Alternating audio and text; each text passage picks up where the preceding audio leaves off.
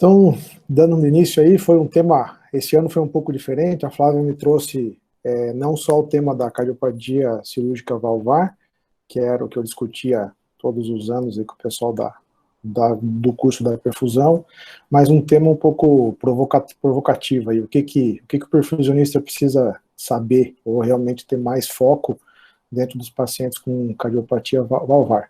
Então eu tentei fazer uma aula um pouco mais objetiva, para a gente discutir uns pontos mais práticos e ter espaço para poder tirar dúvidas depois e compartilhar ideias. Bom, primeiramente eu não tenho nenhum conflito de interesse. Se aparecer alguma prótese, marca, enfim, ou eu falar algum tema comercial aí, eu não tenho nenhuma relação comercial com nenhuma empresa.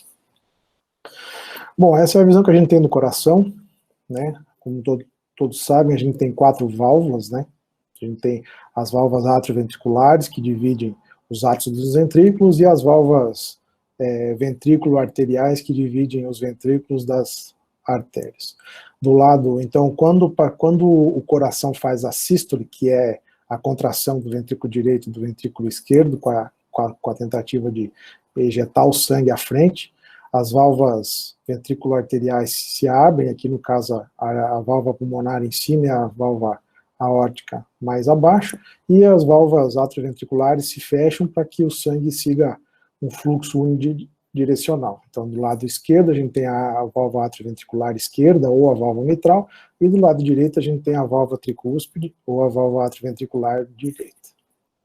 E na diástole acontece o contrário, as válvulas atrioventriculares se abrem, tá, permitindo a passagem do sangue dos átrios para os ventrículos, e as válvulas semilunares e a válvula aórtica e a válvula pulmonar se fecham, fazendo com que o sangue não reflua do leito arterial para dentro dos ventrículos, e nessa mesma etapa aqui também, na válvula aórtica, perfundindo as artérias coronarianas e levando o sangue para toda a musculatura do miocárdio.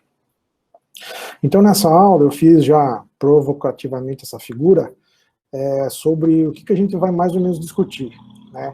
Sobre a questão das valvopatias em si, discutindo desde as vias de acesso, alguns detalhes de canulação, alguns complicadores que podem as valvopatias trazer para a questão da nossa tanto da cirurgia quanto da SEC, e alguns fatores relacionados também à própria anestesia relacionada à valvopatia. Questões sobre a estratégia cirúrgica, sobre a utilização de hipotermia, o tipo de cardioplegia, o risco de acidentes, a gente vai ver mais para frente que eu vou discutir um pouco de reoperações também, para a gente tentar discutir algumas questões importantes, e algumas estratégias durante a SEC, aí, diante de cada valvopatia específica, a questão quanto ao fluxo, a drenagem, usar ou não usar vácuo, usar autotransfusão, enfim, não vai ser só isso, mas num esquema mais ou menos didático, a aula ficou organizada mais ou menos nesse sentido. Então, começando pela válvula aórtica, né, a gente sabe que normalmente ela é uma válvula trivalvulada, são 3 folhetos, tá?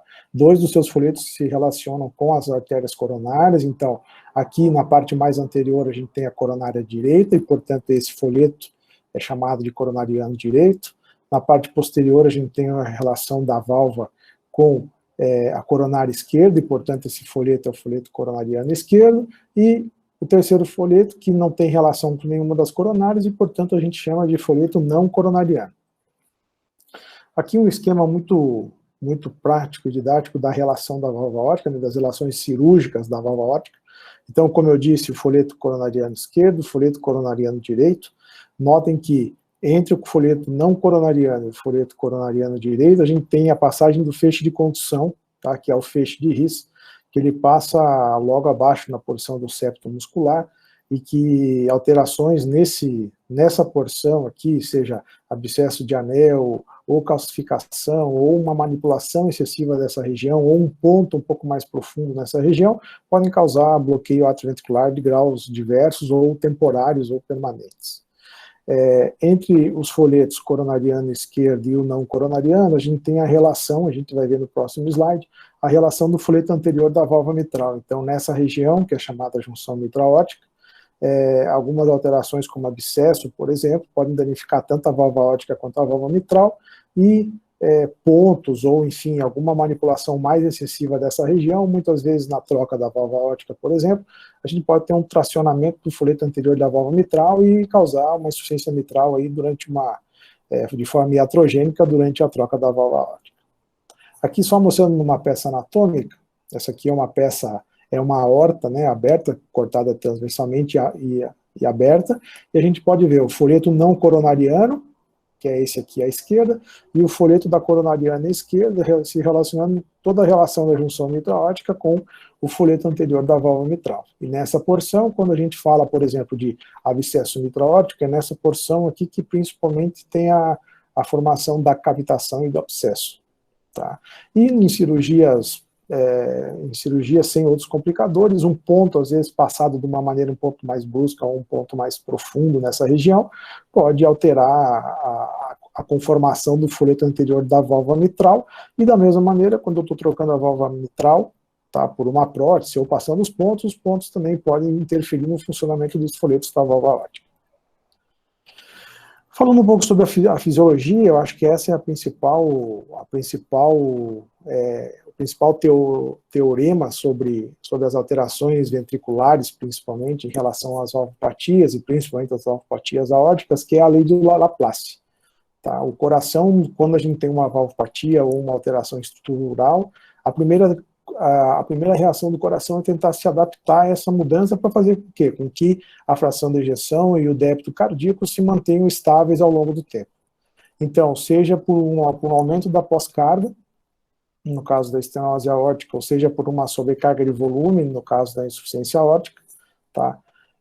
Laplace diz o quê? Que a tensão da parede, tá? A tensão que é exercida sobre a parede do ventrículo para fazer o movimento sistólico, para preservar a fração de ejeção, é diretamente proporcional ao raio, tá, da parede, e inversamente proporcional à espessura da parede. Então, por isso que o primeiro mecanismo de adaptação, seja frente a uma insuficiência aórtica ou uma estenose aórtica, é a hipertrofia miocárdica, justamente com o sentido de manter o tamanho do raio da câmara menor e fazer com que a tensão que o ventrículo precisa exercer para fazer a fração de ejeção ou o débito cardíaco seja mantido. Claro que esse mecanismo, se perpetuando ao longo do tempo, a tendência é com que a musculatura faça fibrose, fadiga, com hipertrofia, a gente sabe que existe menos perfusão endomiocárdica, e aí, com o tempo, o ventrículo tende a perder a função sistólica e principalmente dilatar numa fase mais tardia. Então, falando um pouco sobre estenose aórtica, a gente tem algumas etiologias, né, a degenerativa, que são dos pacientes mais idosos, onde tem a calcificação dos seus folhetos. No nosso meio, a estenose aórtica reumática é muito prevalente pela questão da febre reumática, atinge pacientes mais jovens, aí, na terceira até a quinta década de vida, e cerca de 2% da população dos casos, né, tem válvula aórtica bicúspide, que por alteração, tanto na conformação estrutural microscópica do folheto, histopatológica, por alteração do fluxo causado pela válvula aórtica bicúspide, também acaba fazendo a danificação e a calcificação do tecido valvar. Tá? Os principais sintomas são insuficiência cardíaca, angina e síncope, tá? Cada um tendo a sua importância no seu aparecimento e determinando um prognóstico para os pacientes, tá? Eu não vou entrar muito em detalhes em sintomas, porque a nossa aula é um pouco mais voltada para a parte cirúrgica mesmo. Então, o paciente com estenose aórtica, quais são as preocupações que a gente tem que ter? Bom, quando o paciente chega na sala, a gente tem que ter vários enfoques no que a gente precisa para que ocorra tudo bem. O primeiro passo é a monitorização, tá? Então, pacientes com estenose aórtica muito grave, com uma área valvar muito pequena, às vezes até um esforço no decúbito, significa às vezes passar da maca, tá? Passar da cama que ele vem para o centro cirúrgico para a maca do centro cirúrgico. Tá? Esse esforço aumenta a pós-carga, aumenta a sobrecarga do ventrículo e muitas vezes o paciente desenvolve arritmia ou para no centro cirúrgico por esse motivo. Tá? É uma das preocupações que a gente tem que ter já no centro cirúrgico. Outra dificuldade é a questão da pressão arterial invasiva, que, claro, hoje em dia, com o advento do ultrassom, isso é minimizado, porque a gente tem ultrassom para guiar a punção, mas em locais onde ainda o ultrassom não é disponível, pela questão de ter o baixo fluxo pós-válvula aórtica, a pressão arterial invasiva nem sempre é fácil de ser adquirida na artéria radial, e muitas vezes é preciso ser adquirida na artéria femoral por questão de detecção, dificuldade da detecção do pulso mesmo. Na anestesia, os problemas é manter a volemia adequada do paciente. Muitas vezes o paciente passa em jejum e às vezes o anestesista quer fazer uma reposição para tentar compensar esse jejum que o paciente teve, e são pacientes que muitas vezes não conseguem tolerar o volume muito alto. O ritmo cardíaco, porque são pacientes que, pela própria hipertrofia, pela fibrose miocárdica e tal, às vezes desenvolvem arritmias ou fazem arritmias em sala, então são mais propensos a ter alteração do ritmo cardíaco. Pela indução anestésica, tá, pode fazer cardiodepressão e aí evoluir com hipotensão, baixo débito e até parada cardiocirculatória, tá, que são situações mais dramáticas pela questão da estenose aórtica. E na cirurgia e na SEC, quais são as nossas preocupações? Primeira preocupação é relacionada à canulação, tá, porque geralmente, como o próprio mecanismo, principalmente em pacientes mais velhos, o mecanismo da valvopatia são os mesmos mecanismos da aterosclerose, a canulação muitas vezes tem que ser optada numa aorta que já é doente, uma aorta com muito cálcio, uma aorta com muita placa de aterosclerose, então é a primeira dificuldade que a gente vai encontrar aí no centro cirúrgico. A questão da drenagem, tá, daí muitas vezes a gente não tem, são pacientes que tendem a ser mais hipertensos, aí, então muitas vezes a gente vai ter um paciente que está em jejum, tomando diurético, está hipovolêmico, tá, é um paciente que vai ter, às vezes, um hematócrito bom, mas às custas de diurético e hipovolemia, tá, então é um paciente onde a drenagem muitas vezes vai ser dificultada por conta disso, e às vezes o hematócrito inicial está 40, 45, entra em SEC, o hematócrito vai cair para 20, e aí vai levar hipotensão, dificuldade de fazer o fluxo da SEC, enfim, toda a repercussão que a hemodiluição tem. A hipotermia, tá, que daí depende muito da estratégia que cada equipe usa. A gente tem como rotina usar no paciente aórtico a hipotermia moderada a 28 graus, tá, como forma de não só neuroproteção e órgão-proteção, mas também de proteger um pouco a musculatura cardíaca, porque a gente sabe que a hipertrofia inicialmente leva uma dificuldade da gente fazer a cardioplegia e estabelecer uma proteção miocárdica adequada pela própria hipertrofia que o ventrículo apresenta. A proteção miocárdica, e aqui existem várias questões, desde de entregar a cardioplegia por punção, caso não tenha insuficiência aórtica, fazer a cardioplegia diretamente no ósteo, usar a solução cardioplégica fria, aquecida, sanguínea, deunido, enfim, existem várias questões que cada equipe tem a sua rotina. O que a gente sabe sobre a proteção miocárdica é que, como é um coração hipertrófico, tá, muitas vezes a cardioplegia não é feita de maneira adequada pelo tamanho da massa ventricular e pela dificuldade de se levar o sangue até o endocárdio. A gente tem que lembrar que a circulação coronariana vem do epicárdio para o endocárdio, e uma musculatura muito hipertrófica muitas vezes não permite que a solução cardioplégica proteja o endomiocárdio de forma adequada.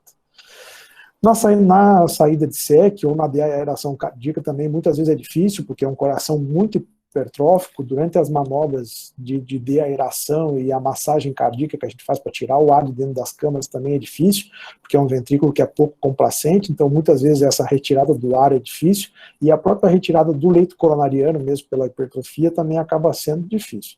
E alterações do ritmo cardíaco, como eu disse, pela questão da proximidade do feixe de risco, também podem levar a dificuldades aí na saída de SEC e também depois da cirurgia.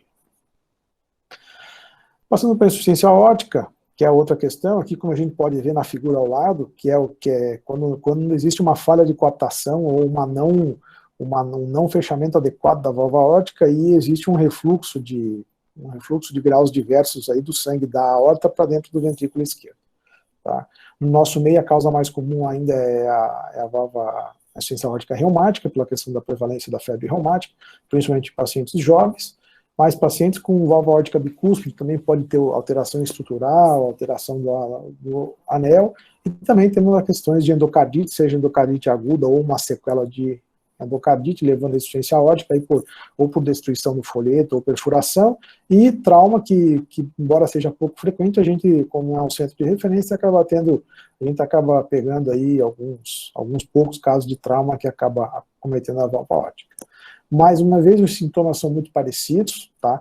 Embora a insuficiência cardíaca seja o sintoma mais comum, porque é um paciente que, ao contrário da estenose aórtica, é um paciente que tem uma evolução muito lenta, então a maior parte das vezes o paciente se apresenta com insuficiência cardíaca, cansaço, dispneia, tá?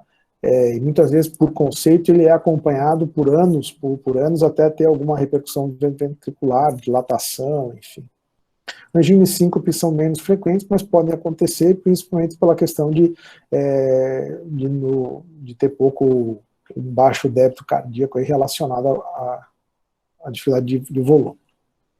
Então, quais as preocupações que a gente tem, tá, no centro cirúrgico? Mais uma vez, é um pouco mais difícil, mas é um paciente que durante a monitorização também tem que se tomar cuidado, porque às vezes é um paciente que tá no limite, dependendo do grau de insuficiência aórtica, às vezes ele está com uma pressão arterial de 140 por 30, 140 por 35, 40, então, às vezes um esforço que leva a fazer uma hipotensão ou alguma manobra em que a pressão cai um pouco, a pressão diastólica, que é o importante para a gente perfundir o leito coronariano, cai ainda mais e o paciente acaba tendo alguma arritmia, dor, descompensação ainda em sala.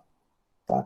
Da parte da anestesia, a volemia é um pouco menos crítica, porque o paciente com uma insuficiência aórtica tende a tolerar um pouco mais a questão do volume, tá? Mas da mesma forma, são pacientes onde a arquitetura do miocárdio do ventrículo está alterada, seja por fibrose, seja por dilatação. Então são pacientes que tendem a ter mais alteração do ritmo, principalmente durante a passagem de catéteres e durante a indução anestésica com drogas cardiodepressoras. São pacientes que às vezes a hipotensão, como eu disse, numa PA que está às vezes 140 de sistólica, mas por 30 ou 40 de diastólica, e quando faz indução anestésica essa pressão cai ainda mais e aí a perfusão coronariana diminui, é um paciente que pode evoluir para arritmia ou até para parada cardiocirculatória. E na parte cirúrgica e da SEC, o que a gente tem que se preocupar? Mais uma vez, a canulação é um problema, tá? Pela própria ortopatia, e não só pela questão da aorta em si apresentar aterosclerose ou placas de cálcio, porque muitas vezes esses pacientes são jovens, mas porque existe uma associação muito forte entre insuficiência aórtica e a ortopatia, muitas vezes sendo doença estrutural e causando dilatação da aorta, e aí a gente tendo que lançar a mão desde sítios diferentes de canulação até alguns cuidados diferentes na hora de canular a própria aorta. A drenagem, geralmente a gente não tem muito problema, porque geralmente é um paciente que, por mais que se use diurético, se use medicações, é um paciente que vem mais hipervolêmico na sala, tá? Então, geralmente a drenagem não traz grandes preocupações, embora ele seja um paciente que, em geral, vem com hematócrito um pouco mais baixo do que os pacientes que têm estenose aórtica. A hipotermia depende muito da rotina de cada equipe, mas a gente continua utilizando a hipotermia moderada, 28 graus. A proteção miocárdica, muitas vezes, tem que também ter um pouco de preocupação, porque geralmente são pacientes que vêm com disfunção ventricular, com ventrículo dilatado, então a gente tem que ter uma preocupação estrita tanto da forma como entregar a solução de cardioplegia, como também manter o tempo adequado ali dos seus 15 a 20 minutos, que é o que a gente mais ou menos faz como a gente usa a solução de Santomas, a gente refaz a solução em média a cada 20 minutos, tentando não passar muito esse tempo. A deaeração cardíaca também é um grande desafio, porque geralmente são pacientes que têm ventrículos grandes, ventrículos enormes, então para a gente conseguir mobilizar todo o ar, e aí é o contrário da estenose aórtica, geralmente não é um ventrículo que tem complacência diminuída, a gente consegue fazer uma massagem cardíaca adequada para deaerar o ventrículo, mas são ventrículos enormes, então às vezes a quantidade de ar que fica dentro do ventrículo é muito difícil a gente conseguir tirar o ar de forma completa e de forma rápida, geralmente demora um pouco mais de tempo. Alterações do ritmo cardíaco, da mesma forma, por passar perto do feixe de condução, quando a gente faz a troca da válvula aórtica, e principalmente depois da cirurgia, geralmente a gente tem um pouco mais de disfunção de ventrículo esquerdo. Por quê? Porque como a insuficiência aórtica causa uma dilatação ventricular e o diâmetro diastólico está aumentado, geralmente a fração de ejeção do pré-operatório é superestimada. Porque se a gente lembrar, a fração de ejeção nada mais é do que o volume diastólico menos o volume sistólico. Então, se a gente tem um ventrículo dilatado por conta da insuficiência aórtica, o volume diastólico vai estar aumentado e essa diferença vai acabar dando uma pseudo-fração de ejeção preservada, aí, que geralmente ela cai cerca de uns 20% a 30% depois da correção da valvopatia. Aqui só um exemplo do que seria o campo cirúrgico, né? A figura foi uma das que eu encontrei que tem um pouco mais de informação. Então aqui, ó, no canto superior à esquerda, a gente pode ver a canulação direta da aorta, o pinçamento aórtico, tá? Aqui a aortotomia transversal, tá aí afastando, aqui no caso é uma válvula aórtica bicúspide, tá?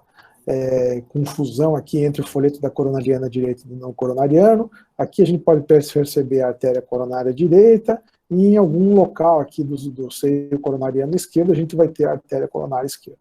A canulação pode ser feita tanto uni como bicaval, pode ser com uma cânula única de duplo estágio, ou bicaval, com cânulas individuais. Tá? E a aspiração, o venting, geralmente é feito pela artéria, pela veia pulmonar superior direita ou pela própria aorta, aí depende da rotina de cada equipe, mas de forma mais usual, mais clássica, pela veia pulmonar superior direita. Então, a canulação, como está explicitado aí, pode ser única ou bicaval, a depender da rotina de cada cirurgião. A aortotomia pode ser feita de diversas formas, eu não vou me ater no detalhe de cada aortotomia que pode ser feita. E a aspiração, o venting, geralmente é pela veia pulmonar superior à direita. Passando então para a válvula mitral. Na válvula mitral a gente vai ver que a anatomia dela é um pouco mais complexa do que a da válvula aórtica. Tá? Por quê? Porque ela se constitui basicamente de 4 elementos. A válvula mitral tem o anel mitral, os folhetos da válvula mitral, as cordas tendíneas e os músculos papilares. Então, a gente pode ter desde alterações primárias da válvula mitral, como, por exemplo, a febre reumática, fazendo espessamento, diminuindo a mobilidade do próprio folheto, como a gente pode ter dilatação de anel, tá, elevando a insuficiência mitral, pode ter uma sequela do endocardite com ruptura de corda, ou uma doença mixomatosa, levando a uma ruptura da corda tendínea e alterando a estrutura do folheto, como até, às vezes, uma doença isquêmica, levando a disfunção ventricular, o afastamento dos músculos papilares, e a válvula mitral per si é boa, mas o ventrículo acaba tendo uma disfunção de mobilidade, levando a insuficiência mitral também.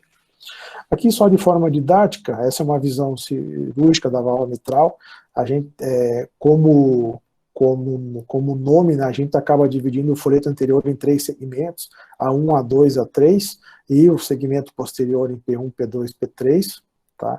Eles não vêm claramente desenhados assim na hora da cirurgia, isso é mais um desenho esquemático para a gente, na hora de conversar, por exemplo, o que a mitral tinha? A mitral tinha uma ruptura de corda do segmento P2, então, quando a gente conversa, a gente sabe que a ruptura de corda era na porção média do folheto posterior.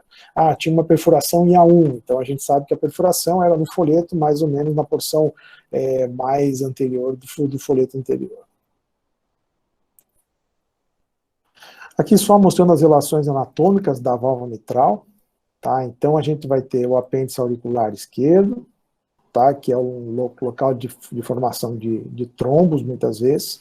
Tá? Na porção posterior do anel, mais relacionada à comissura anterior, a gente tem a passagem da artéria circunflexa, então nessa região aqui, às vezes abscesso, pontos, ou um ponto um pouco mais profundo por questão de endocardite, por exemplo, pode levar ao fechamento do ramo circunflexo. Na porção anterior, mais à direita, a gente tem uma relação da válvula mitral com o feixe de condução, que é o trígono direito. Tá? A gente tem que lembrar que acima da válvula mitral aqui, a gente vai ter a válvula tricúspide, né? Então o feixe de condução está logo aqui acima, e na parte anterior a gente tem a junção mitra-aórtica, então abscesso ou um ponto mais profundo nessa região pode levar a alterações da válvula aórtica secundária à troca da válvula mitral. Então, a válvula mitral aqui a gente tem um desenho esquemático, geralmente é feita com canulação venosa bicaval, tá? E aí a opção de cadarçar, cava ou não cadarçar, é uma opção de cada cirurgião. Geralmente se cadarça cava, com o objetivo de diminuir o retorno venoso para o ato direito e, consequentemente, diminuir o retorno que chega no ato esquerdo, tá? embora a gente não possa esquecer que existem as artérias brônquicas, que mesmo não tendo refluxo nenhum do lado direito do coração para o átrio esquerdo, a gente vai ter um certo grau de refluxo sanguíneo no átrio esquerdo, de qualquer maneira. Então, às vezes, tá com hipotensão, está trabalhando com fluxo arterial um pouco mais alto, a gente vai ter uma dificuldade maior do campo cirúrgico na troca da válvula mitral. Aqui, como vocês podem notar, o átrio esquerdo, embora se considere o átrio esquerdo e o átrio direito, ele fica posterior ao átrio direito, e a via de acesso é justamente fazendo uma incisão no sulco interatrial, próxima às duas veias pulmonares. E aqui mostrando, após a atriotomia esquerda, aqui embaixo a gente vai ter a exposição da válvula mitral para poder fazer o procedimento. Aqui só uma visão do campo cirúrgico. A gente tem aqui, desculpa, eu só perdi a seta do meu mouse aqui, não sei por que ela não está aparecendo.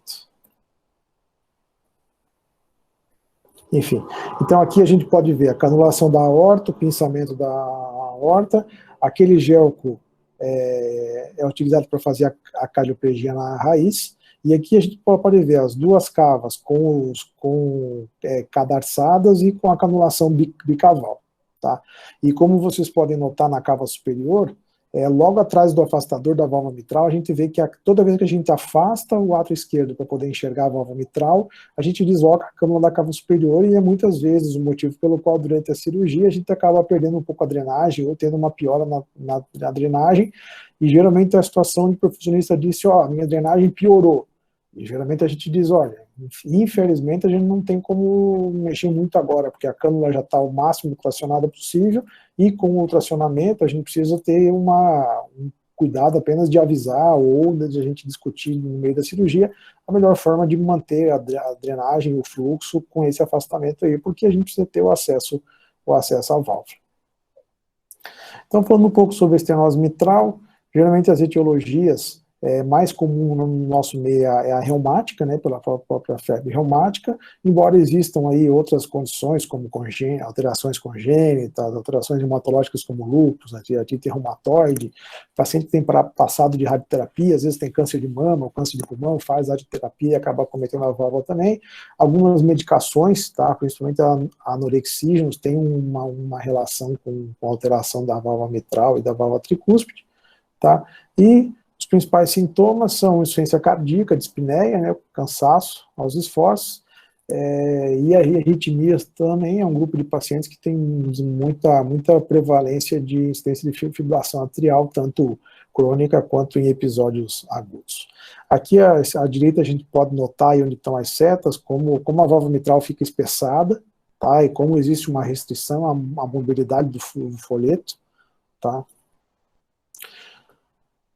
Então, quais as nossas preocupações? Mais uma vez, é um paciente que quando chega no centro cirúrgico tem que se ter um cuidado na movimentação e na manipulação na mesa para botar eletrodo, pegar artéria, enfim, porque é um paciente que, como eu disse, por mais que a principal complicação nessa movimentação do centro cirúrgico é a estenose aórtica, mas geralmente os pacientes valvares são pacientes onde, principalmente na nossa realidade, os pacientes chegam já com disfunção ventricular, com HP, com arritmia, então qualquer alteração na fisiologia, seja por esforço, seja por drogas, enfim, tudo isso pode levar a uma deterioração muito rápida, uma descompensação muito aguda.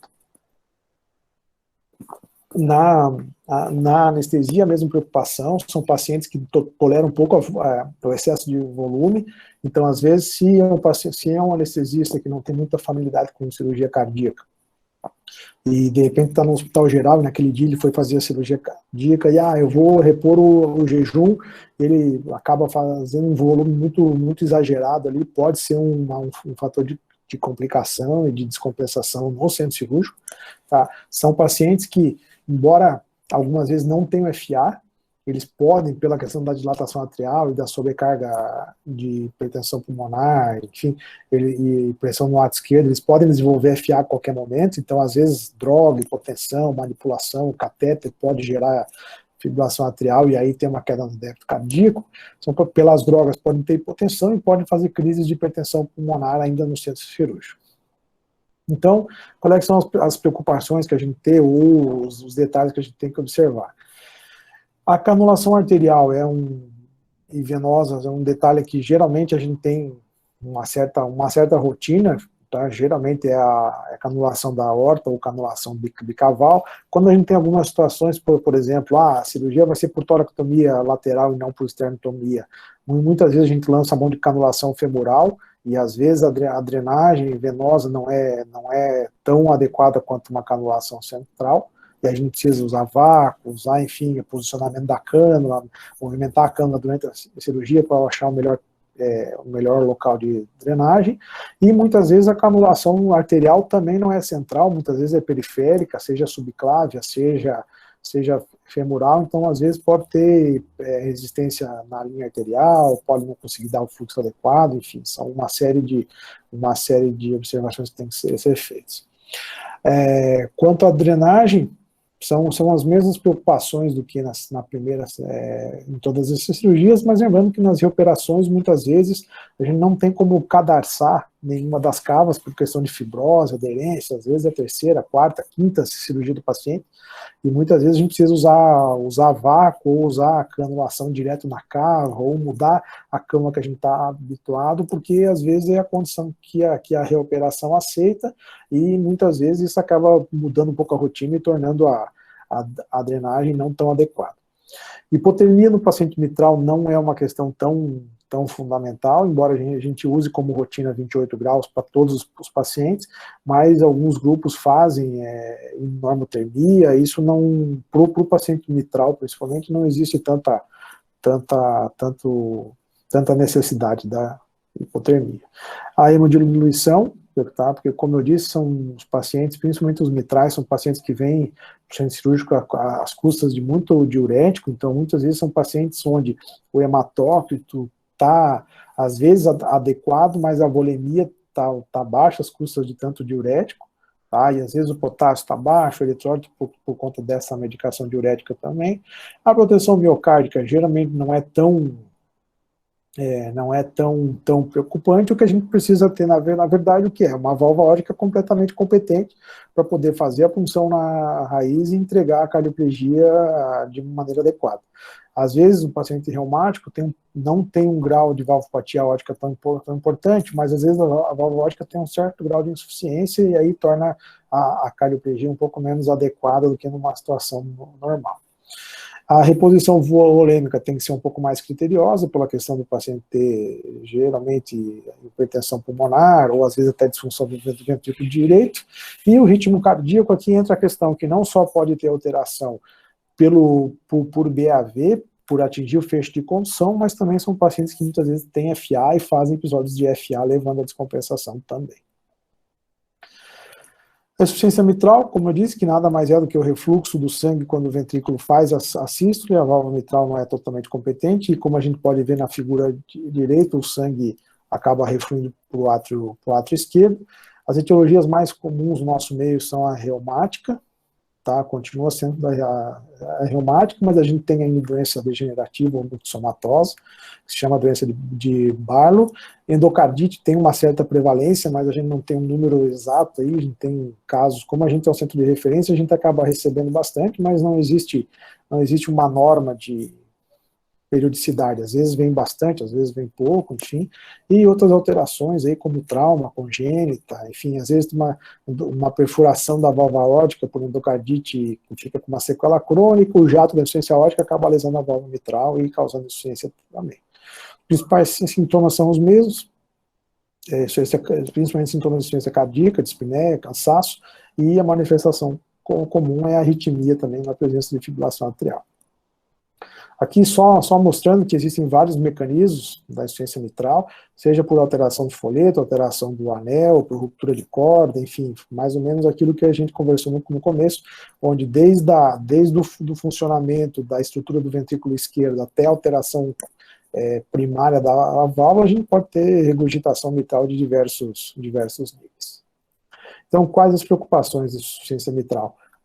Durante a monitorização, como eu disse, para evitar esforço ou manipulação excessiva do paciente, levanta, senta, abaixa, vira de lado, então isso pode descompensar. Na anestesia, os mesmos problemas, geralmente Nas insuficiências, a tolerância ao volume do paciente é um pouco maior do que nas estenoses. O ritmo cardíaco tem que ser observado, porque são pacientes que têm FA muitas vezes de base ou se precipitam já no centro cirúrgico e que podem evoluir aí para hipotensão, enfim, e parada cardiorrespiratória no centro cirúrgico. Da cirurgia, mais uma vez, as preocupações que a gente tem que ter aí com a cirurgia e com a SEG são o local de canulação, que da mesma forma como da estenose mitral, às vezes a cirurgia é minimamente invasiva, é por robótica, enfim, com acesso alternativo. Nas recuperações pela questão da drenagem, pelo próprio acesso à válvula, tá? A hipotermia, como eu disse, na questão da mitral não é tão mandatória. Insuficiência mitral, geralmente são, como eu disse, o paciente mitral geralmente é um paciente que vem mais hemodiluído, porque é um paciente que, em geral, toma mais diurético. Então, geralmente, o hematócrito inicial é falseado. A proteção miocárdica, da mesma forma, depende da válvula aórtica competente, e aí varia de equipe para equipe a solução que vai usar. A retirada do ar, muitas vezes, também é complicada, porque geralmente são pacientes que têm, além de ter o ventrículo aumentado, também tem o ato esquerdo muito grande. Então, às vezes, a retirada do ar, não só do ato esquerdo, mas do ventrículo esquerdo também é complicado. A reposição volêmica por questões de disfunção do ventrículo direito, hipertensão pulmonar e crise de HP também é complicado, tá? O ritmo cardíaco, não só pelo bloqueio atrioventricular, mas também pela fibrilação atrial, também acaba sendo um motivo de preocupação. E, assim como na insuficiência aórtica, na insuficiência mitral, a gente tem uma disfunção relativa do ventrículo esquerdo, porque muitas vezes, mesmo com uma fração de ejeção preservada, a gente, depois da correção da valvopatia, a gente tem uma disfunção ventricular, porque a fração de ejeção inicial ela é superestimada. Tá? Se a gente considerar a sístole ventricular, o coração precisa vencer a pós-carga para poder abrir a válvula aórtica e conseguir ejetar o sangue para frente. Então, quando a gente tem uma insuficiência mitral, a gente acaba tendo uma comunicação com uma câmara de pressão muito baixa, que é o ato esquerdo. Então, no início da sístole, parte do sangue que está dentro do ventrículo reflui pela mitral para o átrio esquerdo. Quando a pressão dentro do átrio esquerdo se iguala à pressão na raiz da aorta, que se consegue abrir a válvula aórtica e ejetar o sangue para frente. Então, por isso que muitas vezes a contração sistólica está até, entre aspas, preservada, a fração de ejeção, que é a diferença do volume diastólico para o volume sistólico, vai estar entre aspas, avaliada como normal, mas assim que a gente fecha a válvula mitral, corrigindo a insuficiência mitral, o ventrículo é obrigado a empurrar todo o sangue para frente, vencendo a resistência da pós-carga, que é muito maior do que a do ato esquerdo. E por isso que, às vezes, um paciente que tem insuficiência mitral, mas tem uma fração de ejeção de 60%, quando a gente corrige a válvula mitral, às vezes essa fração de ejeção cai para 30%, 40%. Então, geralmente são pacientes que no pós-operatório vão ter uma perda de função ventricular, justamente porque, não porque perdeu a função, mas porque a fração de ejeção no pré-operatório foi hiperestimada. Aqui falando um pouco sobre a válvula tricúspide, essa é a anatomia da válvula tricúspide, né? Ela tem 3 folhetos, um folheto anterior, que é esse mais na parte anterior à esquerda, um folheto menor, que é o posterior, que fica aqui do lado direito. Peço desculpa porque, por algum motivo, a seta do mouse do meu computador parou de funcionar. E o folheto aqui, onde tem essa linha não tracejada, mas com os furinhos, onde está o folheto septal. Tá? Nessa região, como a gente vai ver, é a região onde fica o feixe de condução, o nó atrioventricular, e justamente nessa região que a gente tem maior preocupação quanto a causar bloqueio atrioventricular.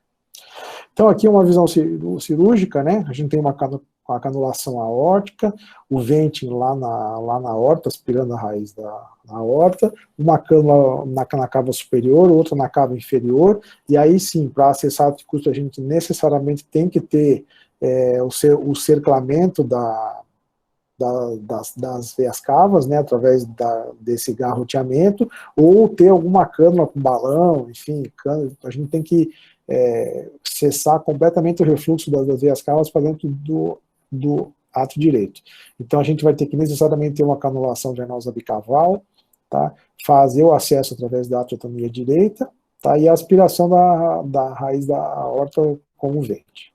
E a visão que a gente vai ter da cirurgia é essa. Tá? A gente vai ter aí a válvula tricúspide, então o folheto anterior, septal e posterior, tá? Aí representado pelo A, S e pelo P. O triângulo de Koch, que nada mais é do que uma relação anatômica entre a borda do folheto septal, o seio coronariano e o tendão de Todaro, que é a continuação aí da válvula de Eustáquio, da veia cava e da válvula de Tebésius do seio coronariano, e na ponta desse triângulo, que é essa área mais delimitada em verde, a gente vai ter a porção do nó atrioventricular, que é onde a gente precisa evitar passar pontos, ou no caso de uma substituição da válvula tricúspide, ter muito mais cuidado com essa região. Então, algumas preocupações do centro cirúrgico. Primeiro, a monitorização. Tá? A principal questão da monitorização é o acesso central. Tá? Por quê? Porque como muitas vezes tem uma insuficiência tricúspide importante, a gente vai ter uma onda de pulso na hora que pega o acesso central, que pode confundir muitas vezes com o leito arterial. Então, muitas vezes a gente precisa funcionar, vem o sangue reflui em pulso mesmo, fica-se na dúvida se a pressão se a gente não tem acesso ao ultrassom, a gente vai ter dúvida mesmo se às vezes é punção arterial ou punção venosa, e aí vai da experiência de saber se o aspecto do sangue é mais escuro que está do lado direito. A gente pode, antes de passar o catéter, botar um transdutor de pressão na agulha e ver se tem onda arterial mesmo, e comparar com a da PAI que já está pega, tá? Mas é uma questão de realmente grande preocupação na hora da passagem do catéter venoso central. Na anestesia, são pacientes que toleram relativamente bem a volemia, porque eles tendem a conviver com a hipervolemia, apesar do uso de diurético. São pacientes que, por conta da válvula tricúspide ser secundariamente acometida a válvula mitral, também vivem com um grande índice de fibrilação atrial, e muitos deles, a grande maioria, já apresenta no nosso meio disfunção do ventrículo direito e HP, que vai causar algumas dificuldades para a gente durante a cirurgia. E aí, na cirurgia, a gente vai ter, basicamente, algumas preocupações, além daquelas que a gente já viu, algumas mais específicas, que são o quê? A canulação, tá? Então, como eu disse, a gente tem que ter canulação venosa bicaval, e a gente precisa ter as veias cavas secladas, tá? O que daí, em caso de reoperações, se torna uma dificuldade, porque nem sempre isso é possível, e aí a gente pode estar lançando mão de cânulas com balão para poder fechar e não precisar realmente contornar a cava. Tá? A reposição volêmica é um pouco mais crítica, porque, como eu disse, são pacientes que têm hipertensão pulmonar e têm uma disfunção de VD, então, às vezes, é aquela reposição lenta, bastante filtro para diminuir o máximo de volume para repor, e são pacientes que, na maioria das vezes, como tem doença mitral associada, também tem o risco de fibrilação atrial, e pela própria questão de manipulação do próprio nó atrioventricular, podem levar ao bloqueio atrioventricular e final da cirurgia.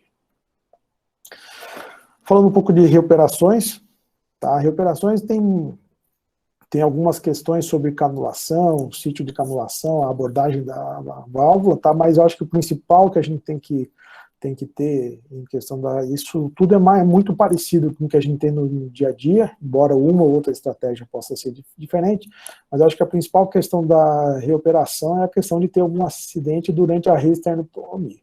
Tá? Então, muitas vezes a gente consegue fazer uma tomografia no paciente, e aqui à esquerda vocês podem ver a figura A, mostrando a relação do externo, os fios de aço, que são esses pontos mais evidentes no externo, e a relação do ventrículo direito, da aorta e da veia inominada, aqui mostrando uma veia inominada muito próxima do manubrio external.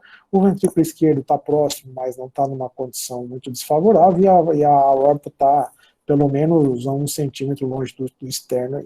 Então é uma situação onde a gente tem que tomar cuidado, principalmente com lesão da veia inominada.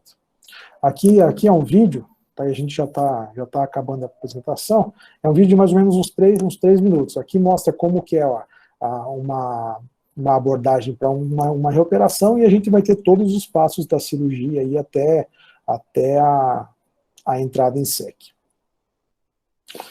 Então aqui a gente retira os fios de aço da cirurgia anterior. Tá? A reesternotomia, como vocês vão ver, ela é feita em 2 etapas. Então nessa primeira etapa a gente delimitou a porção central do osso externo, a gente vai fazer a secção da tábua anterior do externo, como está sendo feita aí. Vocês veem que é uma secção muito cuidadosa, tá? Então, o circuito da SEC, a gente já está com ele posicionado, a artéria femoral dessecada em caso de acidente, o auxiliar puxa a tábua external para cima e a gente separa a primeira porção anterior e agora, ó, cuidadosamente, os dois cirurgiões principais puxam o externo e separam a tábua posterior. Vocês podem ver que a relação do coração com o externo é muito próxima. Então, a porção posterior é muito cuidadosamente serrada e seccionada. A secção da tábua posterior do externo.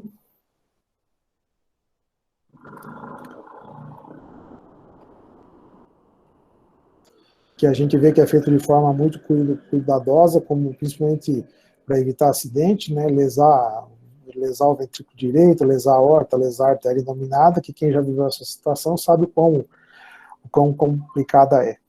Então a gente abre as duas pleuras de rotina, e aí vocês podem notar a aderência do coração à tábua external. E aí a pleura esquerda é completamente aberta, a separação do coração e a abertura da pleura direita. E aqui a canulação arterial, a canulação aórtica. Então foi feita a bolsa da aorta, introduzida a cânula arterial. A cânula arterial, o torniquete é fechado, né, da bolsa, da sutura em bolsa, e fixado a cânula com os dois torniquetes são amarrados à cânula para evitar que a cânula escape. A gente tira o ar da cânula arterial e conecta na linha, ó, tira as bolhas e conecta na linha arterial. Se checa se não tem nenhuma bolha, nada, e aí se faz. Aqui nesse caso é uma reoperação, a gente fez a canulação da cava superior, tá? Sem a cerclagem da cava. Mais uma vez, se fecha o torniquete, se liga-se o torniquete junto à cânula para evitar que escape.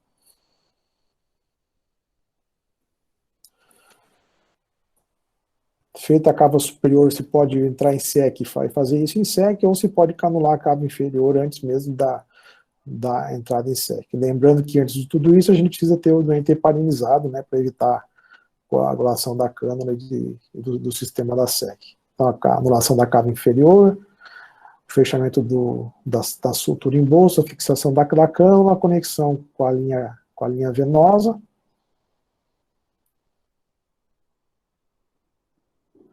E aqui a entrada em SEC. Então, a drenada a cava superior, assim que drenar a cava inferior, ó, como o coração já acaba ficando bem drenado e bem murcho, e um tempo depois a linha arterial refluindo o sangue que foi.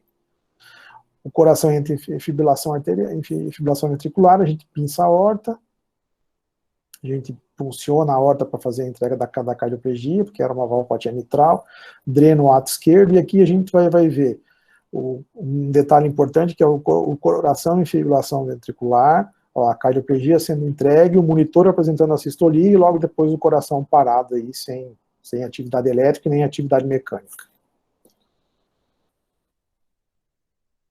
E para a gente terminar, só falando um pouco sobre as próteses, a gente tem duas próteses, na verdade, que são as próteses biológicas e as próteses mecânicas, tá?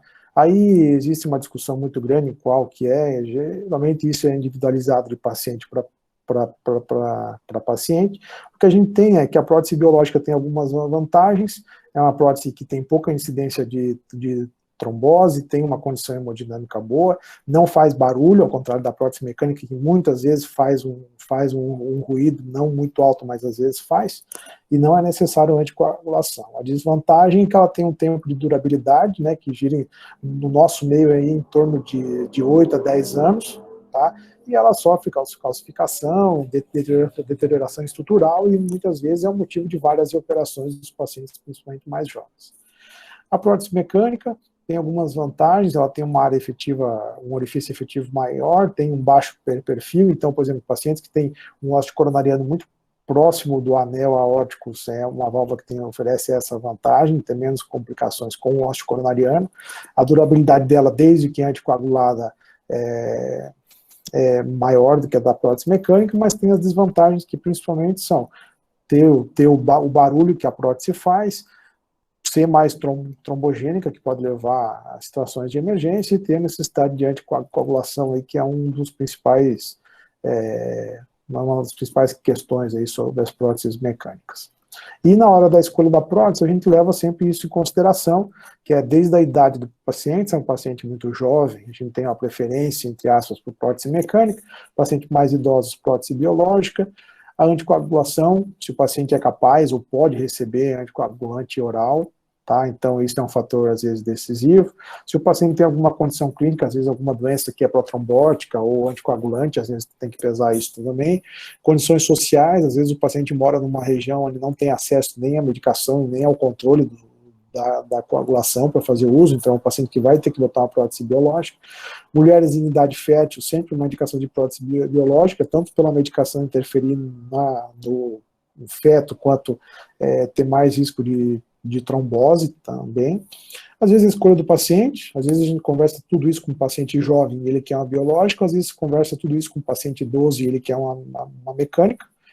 Fatores cirúrgicos, que às vezes numa terceira, quarta, quinta cirurgia, a situação é tão catastrófica que a gente acaba no meio da cirurgia trocando a opção de biológica por mecânica, justamente para tentar evitar uma nova cirurgia, e com o advento da TAV, do valve-in-valve, isso tem sido amplamente discutido aí pela questão de qual é que é a idade limite para a gente conseguir, condição limite para a gente botar uma prótese biológica e pensar num procedimento transcatético no futuro. Então era isso, eu acho que o mais importante, como eu sempre digo, o mais importante é a gente se tratar como equipe, é ter a comunicação, né, e eu uso uma frase do Michael Jordan, que eu gosto muito dessa frase, que diz que individualmente a gente ganha um jogo, mas só em equipe que a gente é capaz de ganhar um campeonato. Então acho que acho que é o grande tema de todo o nosso comprometimento, aí, desde anestesista, cirurgião, perfusionista, enfim, toda a equipe voltada para fazer o melhor pelo paciente. Esses aí são os meus contatos, para quem tiver interesse ou tiver alguma dúvida, e eu acho que era isso. Agora vamos para a parte da discussão da aula.